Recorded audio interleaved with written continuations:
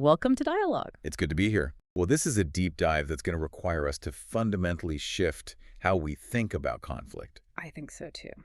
Okay, let's get right into it. In a previous analysis, we talked about war almost as an abstract business concept, right? A global supply chain, a theoretical structure. On a whiteboard. Exactly, on a whiteboard. But today, we're making a major shift. We're moving completely away from that abstract theoretical balance sheet and right into operational theater. Right. Our focus is on analyzing a persistent, ongoing conflict, not through the lens of history or politics or even theory, but as a real-world, highly managed and frankly, repeatable economic process. And to really do that, to ground it, we're anchoring this entire analysis on a very specific, very challenging and ongoing case study, Gaza. Okay. And it's really crucial for you listening to understand that for this analysis, we're setting aside the moral narratives. We're setting aside the deep geopolitical history that everyone talks about. We have to. We have to, because the sources we're looking at are asking us to strictly observe the functional mechanics of the conflict structure. The goal here is to treat this environment as basically the ultimate field manual for what happens when a conflict is optimized and managed purely as a profitable business unit. That phrase, profitable business unit, it's jarring, but it's the key to this whole thing. That structural shift in perspective is really the mission overview for this deep dive. Yeah. We need to observe this chilling conceptual jump that's detailed in the sources, how inside the specific industrial framework, human lives, infrastructure, all of it, it transitions into being treated as just externalities. And that's a very precise accounting term, isn't it? An externality is a cost or a benefit that affects a party who didn't choose to incur that cost or benefit. Right. It's someone else's problem. It's someone else's problem on the balance sheet. In this case, the cost is immense human suffering. But from a purely financial perspective, it's external to the success metric of the industry managing the conflict. It's just not on the books. And the sources go further. They detail how the massive literal destruction we all see, the demolition of entire city blocks, it's not viewed internally as a failure of the system. No, it's the opposite. It's framed as necessary maintenance. Maintenance. It's the required input to keep the security system itself operational, funded, and relevant. It's like, paying for upkeep. That translation from human tragedy to a line item called maintenance cost on some spreadsheet, that is the most chilling conceptual jump we have to make today. And it leads us straight to the central, uncomfortable question that's going to guide this entire analysis. Okay. If the stated public goal is security, and security spending constantly increases, often at these rapid emergency rates. While at the same time, the actual safety, the stability, the future for the people on the ground consistently decreases. Exactly. If those two things are moving in opposite directions, then we have to ask who or what is the security system actually securing? That's the paradox. That tension, that massive financial input versus the inverted human output. That is the core thread we're going to follow all the way through. We're looking at a system that, by its own internal metrics of expenditure, procurement, contract fulfillment, appears to be succeeding wildly. Hitting all its KPIs. Hitting all its KPIs while failing catastrophically by its stated humanitarian and political goals. And our mission today is to understand how that inversion is not an accident, but how it's engineered. Okay, so let's start with the basics, the fundamental social contract. When a government or a state invests in what we think of as traditional security defense systems, intelligence, policing, the expected definition, the traditional one. The one we all assume is in play. Right. It dictates that the outcome of that spending should be more safety for people, it should be less violence over time, and a tangible, measurable enhancement of stability. Security is supposed to be a tool that delivers a better, more predictable future. Exactly. It's an output metric. We expect to measure security by asking, did the violence go down? Are people safer walking their streets? Is the future less chaotic for the average person? Simple questions. Simple questions. But what the sources reveal, specifically in the context of this Gaza case study, is that the entire definition has been structurally flipped on its head. Security is completely decoupled from safety. So what is it coupled to? It translates almost entirely into industrial inputs, regardless of the catastrophic outcomes for the civilian population. So security stops being a measure of success, and it starts being a description of what is being bought. Precisely. It becomes a highly sophisticated, continuous procurement process. The definition shifts from civilian protection to system complexity, And what are these industrial inputs? I mean, it's not just a flat, stagnant defense budget. No, it's dynamic. It's dynamic. It's the constant demand for more advanced surveillance systems, which means huge, long-term contracts for high-tech sensor manufacturers, data analysis firms, AI developers focused on pattern recognition. The whole tech sector gets involved. The whole high-margin tech sector. It means continuous purchasing cycles for new, advanced weapons and their delivery platforms. And critically, these constant inputs, more complex systems, more weapons, more specialized training, they don't lead to less conflict.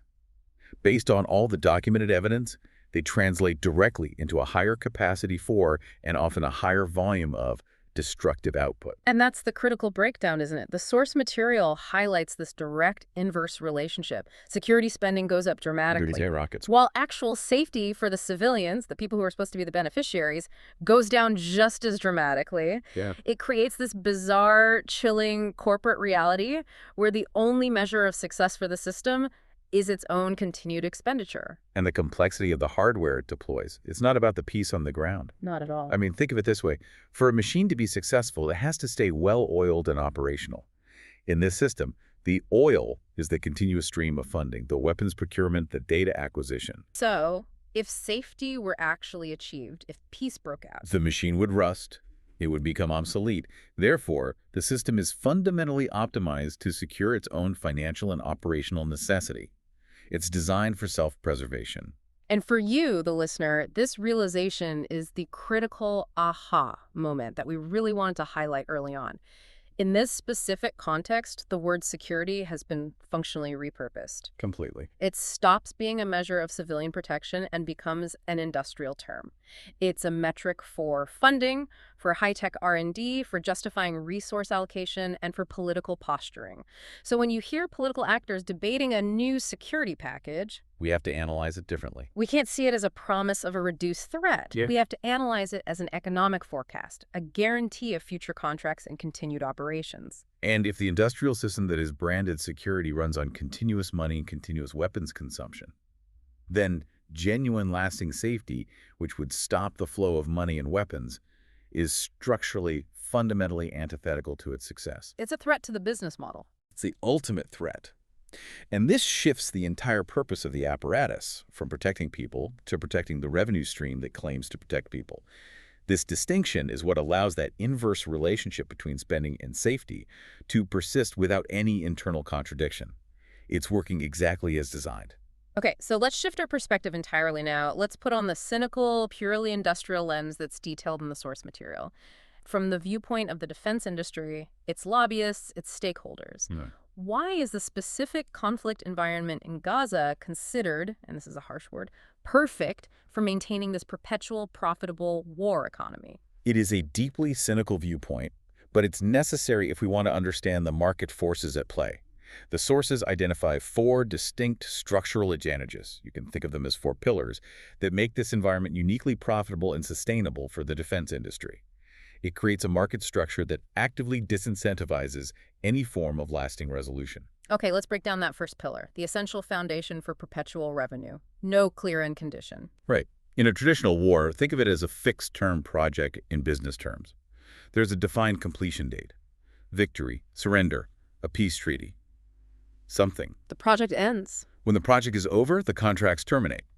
The demand for your product evaporates, and the defense industrial base has to contract. That means layoffs, decreased budgets. It's bad for business. But in Gaza... In Gaza, the political and strategic goals, whether by careful design or just long-term consequence, are defined in terms that can never actually be met. Like what? Give me an example. Well, goals like achieving absolute security or completely eradicating an ideology. These are, by their very nature, unquantifiable. They are perpetually receding horizons. You can never get there. So you can never fail, but you can also never succeed. Which means you have to keep trying forever. It guarantees that the conflict remains managed rather than resolved. The sources suggest this effectively turns the conflict into a software as a service model of warfare, a SaaS model. So it's a subscription service. It's a subscription to conflict. You don't sell a one-time product, a box set of security. You sell a perpetual service contract that requires annual renewal. And the only way to justify renewing it is to perpetually maintain both the threat and the ambiguous, unachievable goal structure. It completely eliminates the financial risk of peace. Wow. That structural ambiguity guarantees continuous R&D budgets and, replacement part sales forever. Yeah. Okay, let's move on to the second pillar you mentioned, asymmetric warfare. This is where the real R&D value is generated for these companies. High-stakes conflict between major states, say the U.S. and China, is operationally constrained. You have high asset risk, you have international treaties, you have the potential for catastrophic nuclear escalation. It's too risky. But asymmetric warfare. Asymmetric warfare, which is defined here as fighting a non-state actor with radically different, often improvised capabilities, is the ideal laboratory. It's a live, controlled environment for testing next-generation hardware. What kind of hardware are we talking about? Sophisticated urban surveillance technologies, for one. Targeted anti-tunnel warfare systems. That's a huge market. Specialized precision-guided munitions. These technologies are tested against real-world, current threats, improvised rockets, cheap drones, extensive underground networks, without the risk of retaliation that could destroy a $100 million fighter jet or a major naval asset. So the risk to your high-value assets is low, but the quality of the data you get is incredibly high. The data generated from this asymmetrical setting is priceless. It's invaluable for manufacturers who want to market their systems as capable of handling the most difficult, messy theaters of operation around the globe. It's not just a testing ground. It's a proving ground that provides a very specific, highly marketable data set for counterterrorism products worldwide. The field data is the product. The data is the real product. Okay, let's get to the third pillar, the dense civilian environment. Now, at first glance, this seems like it would be a huge negative, a detriment to any smooth military operation. How does this complexity actually benefit the war economy? It's counterintuitive, but the complexity generates what the sources term narrative complexity, which is a form of political and legal protection. A firewall. A kind of firewall, yes. When an operation takes place in an extremely dense urban area where the ratio of civilians to combatants is unavoidably high, collateral damage becomes an unfortunate certainty. This inherent messiness is then used to create internal political justification. The argument becomes the enemy hides among the population, which makes the necessary intervention look messy, difficult, and therefore it requires our very skilled, very specialized, and very expensive intervention. So the messiness itself validates the complexity and the cost of the response. And, more importantly, it complicates external legal and political intervention. The sheer density of competing claims, conflicting casualty counts, and different legal interpretations creates a narrative so layered and so complex that external powers like the UN or other nations often just retreat into a posture of, well, it's too complicated to definitively judge or intervene. Which gives the operators a free hand. It sustains the internal justification for continuous management. And for the defense industry, the R&D benefit here is massive. This environment validates the use of high-tech, specialized, low-yield munitions designed specifically for structural penetration, the kind of munition you need for urban sieges that provides the really high-margin contracts. So the messiness acts as both a political and a technical insulator. Okay, and that brings us to the fourth and final pillar, permanent enemy designation. This is the essential structural requirement for the budget. It's simple. If the threat is temporary, the budget is temporary. But if you establish a permanent existential threat designation, an enemy that is viewed as never truly capable of being eliminated, only continuously contained, you ensure that continuous high levels of security spending and military action are justified indefinitely. The enemy becomes a feature, not a bug. They become a permanent, necessary feature of the landscape. They're like an annual virus that requires a guaranteed annual vaccine budget. The enemy stops being a political obstacle you need to negotiate with and becomes the essential input required for the security industry's output. So if we pull all four of those pillars together, the conclusion the sources draw is that this is a war explicitly designed not to be won, because winning would end the revenue stream. But explicitly designed to be managed. Managed. That is the core, devastating observation. The analogy used in the source material is striking. It likens the entire process to perpetual pest control, but with missiles. It suggests a fundamental strategic shift. The goal is not resolution, it's management. It's aimed at maintaining a functional baseline of conflict, high enough to perpetually justify massive budgets and emergency funding, but hopefully low enough to avoid a total international collapse or some kind of non-manageable escalation. Victory would destroy the business model. And perpetual management sustains it indefinitely. So this managed conflict environment, as you describe it, it naturally creates a gold mine for the military-industrial complex. We hear the marketing language all the time. Battle-tested, combat-proven, field-validated. It's meant to sound like a stamp of quality, of reliability. Of course. But if we follow this analysis from the sources, what does that language really translate to in the context of Gaza? It means that Gaza functions not just as a conflict zone, but as a critical, highly valuable, real-world laboratory in the global defense ecosystem. When a manufacturer like Raytheon or Elbit Systems uses the phrase battle-tested, what they're really saying is, we have proprietary data showing this system performed under the most extreme, real-world duress imaginable. So the operational reality in Gaza is then monetized. It's monetized as a live, continuous demonstration environment for global military buyers. It's a trade show that never ends. Okay, let's ground that in reality for a second. If I'm a global defense buyer, say, from a country in Eastern Europe or Asia, and I'm looking to update my border surveillance or my drone countermeasure capabilities, am I looking at the performance metrics coming out of this specific operational theater as my primary reference? Absolutely. It serves as a real-time, high-stakes showroom. The source material explicitly frames this reality, calling it, and this is a quote, a showroom with casualties. It is the most rigorous, stressful, and therefore most persuasive real-world laboratory available for these products. So when a new sensor package is deployed, or a new AI algorithm identifies a target, or a guided missile strikes its mark, the manufacturers are just collecting data. Immense proprietary performance data. What kind of data are we talking about here? Let's get specific. We're talking about granular, high-value technical data points. Things like electronic warfare resistance. How well did the guidance system on this missile perform when it was being actively jammed? Or sensor fusion efficacy.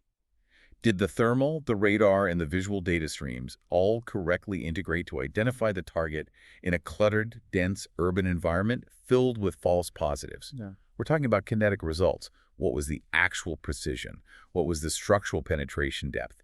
Did it minimize the unintended blast radius as advertised? Things you just can't simulate. We cannot replicate this in a lab. This data allows companies to refine their hardware, package the performance metrics into a glossy brochure, and present an undeniable feature sheet at the next international arms trade show in Paris or Dubai. Yeah. It's invaluable R&D that would be impossible and far, far too expensive to replicate in sterile simulations. So the metaphysical reality of military action in this context isn't just about achieving a tactical objective on the ground, which, as we've discussed, may or may not be the real point. The guaranteed output is market-ready data. Yes. So when a bomb is deployed, it functions as a critical, high-fidelity data collection event, maybe even more than it's just an explosion. That's the industrial interpretation that we absolutely have to grasp. Every successful engagement, and critically, every unsuccessful engagement too, provides essential feedback loops. Failures are just as valuable. In some ways, more valuable. They're essential for weapon refinement, for future contract negotiations, and for marketing to other potential clients globally. The action itself is the final, essential validation step required before the next major procurement cycle begins. Which brings us back to that uncomfortable injection of humor that the source included to highlight the pure, cold, quantitative nature of this whole perspective. When one of these high-tech munitions is successfully deployed, the true internal reality of the system is captured by this dark joke. Somewhere, a spreadsheet just updated. It's perfect, isn't it? It perfectly captures the massive gulf between the emotional, terrifying human reality of the event on the ground and the internal bureaucratic logistical reality of the system. While people are experiencing life and death, the system that drove the deployment views the outcome primarily in terms of data points, efficacy rates, and updated logistics manifests. The human element, the externality. It's secondary to the performance metric of the deployed hardware. It just underscores that these actions are driven by technological validation and data acquisition just as much as, if not more than, by tactical necessity. Okay, let's transition now to one of the most publicly visible and technologically advanced elements of this specific security system, the Iron Dome. It's marketed, it's acknowledged internationally as a purely defensive missile interception system, and it does save lives. It intercepts rockets. It reduces the immediate danger to civilians. That is absolutely correct from a technical and operational standpoint. It performs a crucial, immediate protective function. There's no debating that. However, The source material compels us to look past the technical function and focus on the economic and structural paradox that is built directly into its functionality. While the stated purpose is protection, the mechanism requires perpetual threat to justify its existence and its enormous funding requirements. So that's the central paradox here. It seems to be the ultimate expression of security, but you're saying it structurally requires insecurity to exist. The paradox is that the Iron Dome system's success, its justification, and its economic necessity are all intrinsically linked to the continuous high-volume threat it is designed to defend against. This is an extraordinarily expensive system to manufacture, to deploy, to operate, and most importantly, to resupply. Resupply is the key. It's all about consumption. If the threat level from rockets suddenly dropped to zero, if genuine peace broke out tomorrow, that multi-billion-dollar investment would instantly become economically unjustifiable surplus. The system requires constant high-stakes attacks to prove its continuous value to all its stakeholders, from the government to the manufacturers. The system is fundamentally incentivized against the cessation of the threat. Okay, let's map out the financial mechanism of this dependency loop. Detail how the spending spirals up and reinforces itself. It is a self-reinforcing, highly efficient cycle of consumption and replenishment. So, step one, more rockets are continuously fired from the conflict zone. This is the necessary input, the trigger. Right. Step two, this necessitates the use of more interceptors. And these aren't just bullets. These are specialized, single-use, highly complex munitions that are extremely costly. We're talking tens of thousands or even over $100,000 per shot. For one interceptor. For one. Step three, the high usage rate immediately creates an operational need and justifies massive rapid emergency funding requests and replacement contracts, which are often channeled through international partners. Right. And step four, this funding gets approved, the system is restocked with new interceptors, and the high successful interception rate is then used as undeniable proof of its necessity, its efficacy, and the severity of the threat it faces, which justifies the next round of funding. It sounds like a sophisticated defense contractor's dream. It's guaranteed, high-margin, consumption-based revenue that is triggered by enemy action and subsidized by external funding. That's precisely the economic structure. If the cost of a single Tamir interceptor is, let's say, for the sake of argument, $150,000, and a salvo of 10 cheap rockets is fired, the system consumes $1.5 million in high-tech inventory in a matter of minutes. Wow. That $1.5 million is then justified and must be replaced immediately. So the economic viability of the entire system, its whole business model, requires the continuous violence. The system isn't just designed to defend, it's designed to consume. Wait, let's pause and consider the opportunity cost here, as the sources urge us to do. If one interceptor costs $150,000, how does that compare to what you could do with genuine peace-building investments? The comparison is just stark. Peace-building investments, education, infrastructure, healthcare, they don't generate the necessity for continuous, massive capital outlays the way the Iron Dome loop does.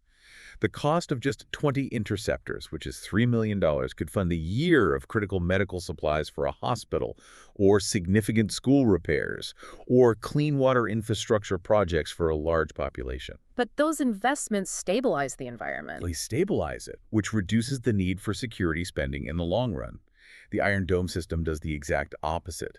It monetizes instability by tying continuous funding directly to continuous threat. So the conclusion on its function is pretty clear then. A system that requires continuous, high-stakes violence to sustain its own existence and funding a cycle of consumption and replenishment driven by the very attacks it's meant to deter is not a sustainable solution to security. No. It's structurally designed to lock the conflict into place. If the solution to a problem requires the problem to persist indefinitely for the solution to be economically viable, then the solution has, by definition, become a permanent, integral part of the problem. It functions as a brilliant piece of technology, but its underlying economic structure is corrosive to any efforts toward lasting peace. And this kind of dependency loop, this expensive machine, requires a massive, reliable source of liquidity and protection. We have to broaden the scope now to the international structure that supports this whole perpetual economy. The sources define the role of the United States not merely as a traditional military ally, but very specifically as the financial underwriter of this entire economic machine. What exactly does that term underwriter signify here? A financial underwriter is the entity that takes on the risk and guarantees the financial stability of an operation. If a crisis occurs, the underwriter guarantees that the funds will flow. The backstop. The ultimate backstop. The U.S. provides the overwhelming financial liquidity, the procurement guarantee, and the political safety net that allows this managed conflict model to operate at full throttle without facing budgetary uncertainty or crippling international consequences. It guarantees the market itself. Okay, let's detail the specific financial and political contributions that uphold this system. Financially, the role is twofold. First, there's the continuous and often expedited flow of high-tech weapon shipments and strategic material. That's the baseline. Right. Second, and crucially, are the rapid response emergency funding packages. These are massive injections of capital, often legislated under incredibly tight deadlines that bypass typical budgetary scrutiny. And they are overwhelmingly focused on military material purchases, specifically the kind needed to replenish the consumption loop of systems like the Iron Dome that we just discussed. And what about the diplomatic cover? That feels like the silent partner aspect of this. That's the critical political guarantee. The U.S. provides the diplomatic shield in international forums, most notably by using its veto power at the United Nations Security Council. That veto is key. It's everything. That cover shields the ongoing management operations from critical international scrutiny, from formal condemnation, or from any kind of punitive intervention. This protection is essential because it ensures that the conflict management can continue unabated without external pressures forcing the kind of negotiations or accountability mechanisms that would structurally threaten the underlying economic model. The underwriter guarantees the freedom to operate the business. Now let's trace the economic flow of this financial underwriting, because this is where the taxpayer angle and that claim of welfare becomes very explicit. Where does this money actually end up? The cash flow is designed to be highly cyclical and very profitable for the American defense base.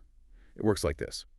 U.S. taxpayer money is allocated to the allied government for security.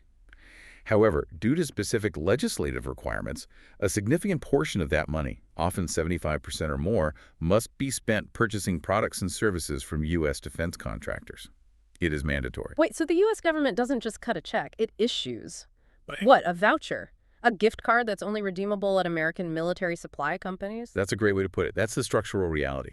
The U.S. provides the funds, but those funds cycle back immediately to feed the Raytheons, the Lockheed Martins, and the Northrops of the world. It recycles U.S. taxpayer money directly back into private profit within the American defense sector. It's a closed, highly efficient system for transferring public funds to private entities, catalyzed and maintained by the conflict itself. It sounds like a guaranteed, government-subsidized export market for defense technology. That is exactly the structural conclusion drawn by the source material, and it leads to this biting, deeply cynical framing that U.S. aid effectively functions not as charity, but purely as subsidized weapons sales. It's framed sarcastically as welfare, but very specifically welfare for the industrial and contracting base. Yeah. It is welfare, just not for civilians. The needs of the military contractor are met first and are guaranteed. The needs of the trapped population on the ground were strictly categorized as that externality that the system does not need to account for. The underwriter ensures the system's longevity by guaranteeing its revenue stream. So to maintain this incredibly efficient, profitable system, which, as you've laid out, relies on a managed crisis, you need something more robust than just money and weapons. You need a way to stop people, the public, international bodies, even domestic critics, from asking critical questions about the whole process. Yes, and that's the function of what the sources call the moral firewall. Yeah. It's described not as a digital firewall, but as a functionally robust defense system for the narrative. So it's a rhetorical defense system. Exactly. The moral firewall is essential because it protects the economic machine by short-circuiting critical discussion. I mean, if the public were to engage in a tree cost-benefit analysis, we're spending X billion dollars for Y lives lost with Z decrease in actual safety, the machine would stall due to a lack of political will. So the firewall's job is singular. Its job is to ensure the contracts, the core business of conflict management, remain protected from moral scrutiny. How does this moral firewall actually operate? What are the specific rhetorical mechanisms it uses to redirect or just freeze critical thought before it can affect budgetary decisions? It operates primarily by phrasing any criticism, any empathy, or any deep structural analysis as an unacceptable moral failing on the part of the person asking the question. The source details a three-pronged attack designed to eliminate the middle ground of nuanced thought. Okay, what's the first prong? First, Any structural criticism of the military operation, questions about proportionality, long-term goals, or the methods being used, is immediately labeled as support for terrorism. That label is politically toxic. It shuts down legitimate debate instantly, and it makes the questioner the target of moral condemnation rather than the policy. You're not attacking the argument, you're attacking the person making it. You're attacking the person's character. Second, any attempt at empathy, any acknowledgement of the suffering of the non-designated enemy civilian population is labeled as justification of violence. This framing eliminates the very possibility of recognizing shared humanity, which prevents the mobilization of any broad-based political opposition. And the third prong. Third, any deep structural analysis like the one we are undertaking right now, one that focuses on money flows, R&D benefits, and dependency loops, is rejected instantly as bias or ideological. This preserves the official narrative, which is always one of necessary defense against a purely existential threat. It's a complete rhetorical system. It's designed to ensure there are only two acceptable stances: total, unwavering support or total moral failure. Any complex questioning is simply inadmissible. Precisely. And the goal of the firewall is purely economic. It shuts down discussion, which protects contracts, which sustains the machine. If you can't talk about the moral implications of the spending, you can't challenge the necessity of the financial implications, and the business continues unimpeded. Okay, let's transition from that firewall to how this system manages the actual physical cost of the conflict. The source makes this extremely dark observation that dead civilians are expensive to acknowledge. Why is that acknowledgement so costly to the system's operational efficiency? Because acknowledgement triggers immediate, massive complications. It triggers moral accountability. It could trigger legal processes, both domestically and internationally. It triggers diplomatic pressure from global allies. It could even trigger an investigation into the methods and justifications of the operation. It gums up the works. All of that costs time, immense political capital, and future contracts might be jeopardized. To keep the operational costs low and the tempo high, the system must engage in what the source calls dehumanization as cost-cutting. And how is this systematic cost-cutting achieved? Through language and bureaucracy. Yes. By stripping the casualties of their human, their moral weight. They are no longer individuals with histories, names, and families. They are called collateral, a term deliberately borrowed from insurance and financial risk management to sound sterile and objective. They are reduced merely to statistics, or in many cases they are erased entirely, meaning their numbers are either systematically disputed, ignored, or made impossible to verify due to the operational constraints on the ground. This sounds like a structural hedge against legal liability. It is. The core assertion of the sources is that humans have moral weight, and that weight creates liability and demands accountability. When you kill a human, society demands justice, or at least an explanation. But statistics don't. Statistics don't. You can debate a number, you can manipulate a statistic, and you can certainly ignore it on a spreadsheet used for budgeting. By converting human lives into non-human disputed metrics, the moral and financial costs to the perpetrating system drops to basically zero. And that allows the economic operation to continue without conscience or external interference. So if the perpetual management of this conflict is the core revenue stream, if it's the business model itself, then peace, by structural definition, must be framed as an existential threat to that business. Let's look at what the requirements of peace would actually demand and why they are so toxic to this war economy. Structurally, genuine peace requires a massive political effort. It demands negotiation, which means giving up unilateral control and recognizing the legitimacy of an opposing party. A non-starter for the permanent enemy model? Exactly. It demands concessions, which means acknowledging the needs and rights of the opposition. And it demands accountability, which means accepting responsibility for past actions and potentially paying reparations or facing legal consequences. And why are those specific demands considered terrible for business in this managed conflict model? Because they systematically reverse all the financial inputs that sustain the entire industrial machine. Peace means dramatically fewer weapons sold. You don't need to replenish interceptors or restock multi-million-dollar munitions. The consumption stops? The consumption stops. Peace means fewer emergencies, which eliminates the political and military necessity for those rapid, high-dollar, congressionally approved funding packages. And peace means a massive reduction in the justification for the existing vast security and surveillance budget. The entire edifice of the war economy is built on urgency and justified necessity. peace removes both of those pillars simultaneously. So if peace is structurally unprofitable, the rhetorical job of the security managers is to ensure it is never viewed as a viable, rational option by the public or the political class. And that's where the framing is deployed to maintain the status quo. The business of conflict management must be defended by consistently labeling the alternative, which is resolution, as impossible or dangerous. How is that done? Peace is consistently and powerfully labeled as unrealistic, which implies a lack of world experience or sophistication on the part of anyone who suggests it. It's labeled as dangerous, suggesting it creates an unacceptable security vacuum. Or it's labeled as naive, dismissing it as a childish utopian fantasy that simply ignores the complex realities on the ground. Well, conversely, the highly destructive act of continuous managed war or bombing is always framed with this veneer of intellectual and political seriousness. Exactly. War is always presented as complex, requiring specialized, incredibly expensive expertise, advanced technology, and skilled management.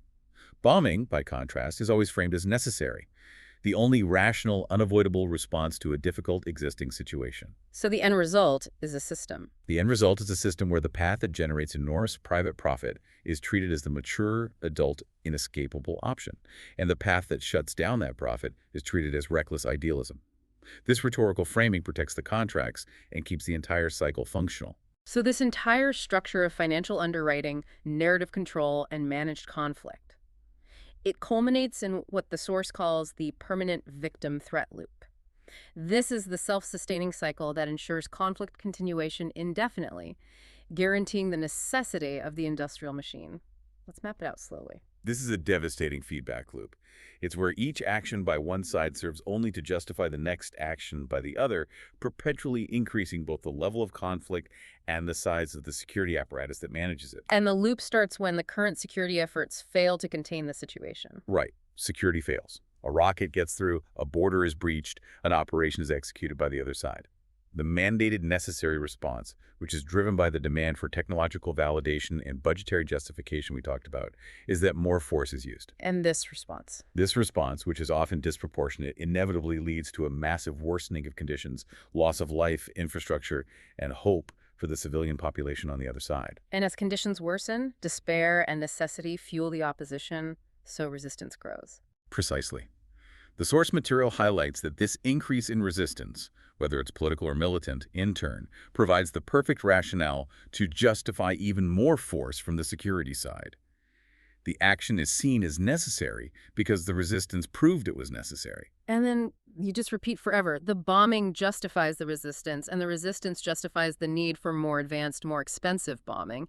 Each action becomes proof of the other side's necessity. It is a closed, self-licking ice cream cone of violence. You need a highly active villain to justify the hero's massive budget and next-generation weapons systems. And the hero's actions ensure the villain remains active, desperate, and angry enough to keep the engine running. But the sources stress this crucial non-symmetrical imbalance in the loop, while both sides are trapped in this dynamic, perpetually validating the need for the other. Only one side profits enormously from the entire enterprise. That's the key. That's the core of the economic critique.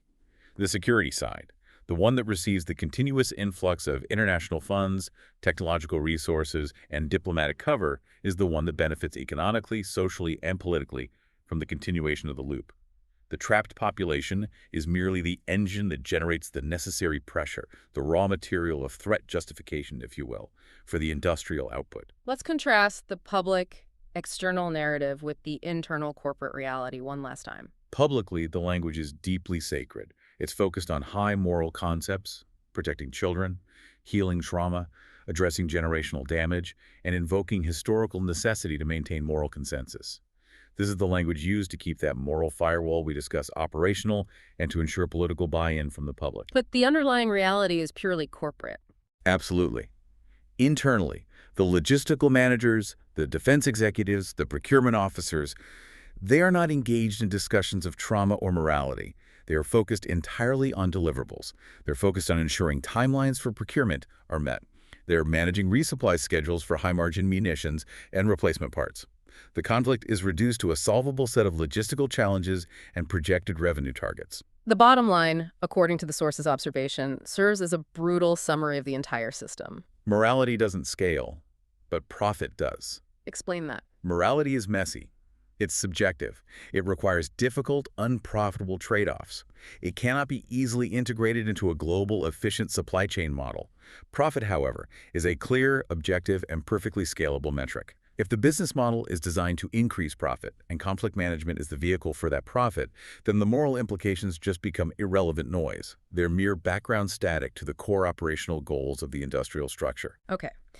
We've broken down the mechanics, the financial loops, the industrial imperatives, and the narrative architecture of this whole system. It's time to synthesize these findings by stating what the conflict, based on this rigorous economic and logistical analysis, does not defend. Well, based on the structural evidence we've reviewed, the decreasing safety, the self-perpetuating dependency loops, the guaranteed revenues for external parties, and the structural unprofitability of peace, this conflict does not defend civilians. Clearly. It does not defend regional stability, and it certainly does not move toward the political goal of peace. Those are the public intentions, but they are not the observable structural outcomes of the system's design. So what does the conflict actually defend then? When you strip it all down to its functional components, what is being protected? It defends three distinct interconnected entities. First, an industry, specifically the highly lucrative, subsidized military-industrial complex and its global network of contractors. Second, a narrative, the sophisticated framework that justifies continuous high-cost action by labeling peace as naive and the enemy as permanent. And fundamentally, third, a system, a global economic machine that requires enemies, that requires threat environments, and that requires continuous high expenditure to survive, grow, and perpetuate itself. And Gaza itself, in this cold, purely economic model, Gaza is not a territory or a population or a political problem requiring resolution. What is it? Gaza is simply the cost center. It is the necessary geographic location where the inputs, the weapons, the funding, the surveillance tech are consumed, and where the essential necessity, the data, the threat justification, and the continuous demand is perpetually generated. It is the necessary accounting location for the business model to function. That is a serious and a heavy conclusion. It requires a complete shift in perspective from political analysis to pure structural economics. So let's deliver the final provocative takeaway from this analysis. When a population is trapped indefinitely in a conflict, and an entire global industry thrives precisely because that conflict is designed not to end, the process is not defense, it is structural exploitation. The source material asserts that peace is not impossible in this region. The analysis shows that under the current financial structure, peace is merely unprofitable. Thank you for engaging with us on this incredibly in-depth and structurally challenging deep dive. Looking at persistent conflict through the lens of pure industrial economics forces us to confront some very uncomfortable realities about how global systems are often optimized to prioritize continuous profit over genuine, sustainable human outcomes. It really demands that we shift our viewpoint, that we stop focusing solely on the stated political or moral actors and start examining the deeper economic structures, and recognizing that often the high-minded goals are simply the necessary cover story for a highly efficient and self-sustaining business model. If you enjoyed this conversation, please like, subscribe, and share this video. Also, let us know in the comments what really stood out to you in this conversation, and if there's any related topic or new topic that you would like covered in a future video.